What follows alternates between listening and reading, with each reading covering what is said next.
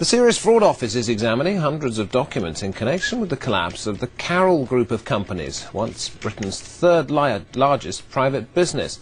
The former multimillionaire head of the group, Gerald Carroll, claims the documents prove he was the victim of a massive fraud. He's now bankrupt and has spoken for the first time about his claims to Sky News. Gerald Carroll was once one of Britain's most successful businessmen, but his company's collapsed, now financially ruined. He claims he's the victim of a massive fraud. This is, beyond any reasonable doubt, the biggest criminal fraud heist in British history. Carroll has connections with the great and the good, not just royalty but senior politicians. He had 85 companies, a string of racehorses and collections of art and cars. Yet within years his empire was reduced to this, a few pictures and mementos of his former wealthy life. Now the Serious Fraud Office is studying hundreds of documents which Carroll believes proves his business collapsed because of systematic fraud, not, as some argue, the recession.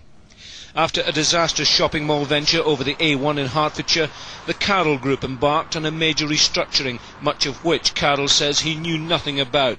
He says dummy companies were set up and others had their names swapped.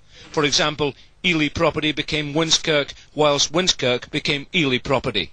I thought I had a grip of what was going on. Clearly, what was going on was not actually what was being presented to me.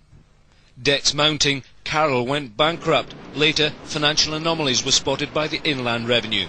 Carroll is demanding a police investigation and has high-level support. There are enough indications, even to a fairly uneducated eye, that things were odd and, money disappeared and companies changed names and so on. Scotland Yard is now waiting for the Serious Fraud Office to complete its deliberations. Meanwhile, the collapse of the Carroll Group remains one of Britain's most enduring business mysteries. Jim Gilchrist, Sky News. And the full version of Gerald Carroll's story can be seen on Saturday. We're showing it twice on Sky News, 1:30 and 8:30. It's called Riches to Ruin, presented by Sky News political editor Adam Bolton.